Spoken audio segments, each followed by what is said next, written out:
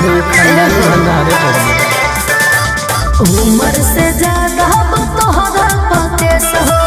आजल न भइल बड़ा कोटो में पेश हो तहरा बस के बाहर बा आज फरक नाही पड़ेला हमारा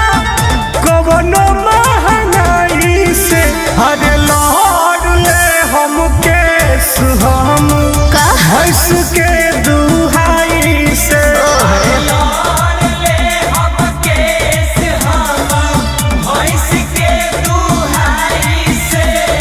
खातना कमैले करेला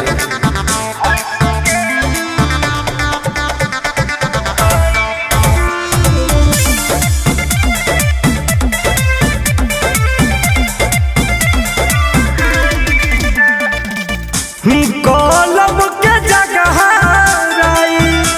फल धैनी हाथ में पता बा बचपन बीतल बारा पर राधिए के साथ में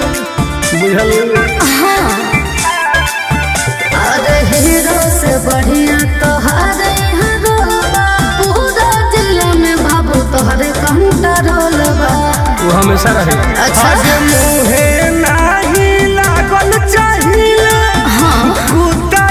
बिलाई से हर लौट ले हम केस हम तो भैंस के दुहाई से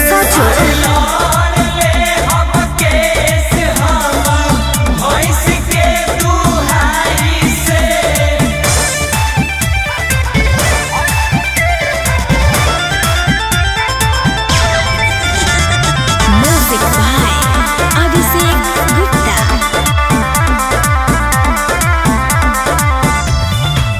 सही न लोगवा भगवान जैसन पूजेला सही बात बा के ले अकड़ के जे तू बादा नहीं सूझेला पटक के रगड़ दिले के रहे को सुनो अरे जान गए बड़ा रंग धारे करे जा तोहरे हो यूपी बिहार करे जा बोलबाला बा आज के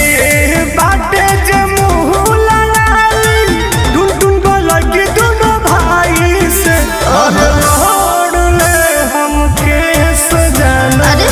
भैंस के दुहाई से हर जीत रहा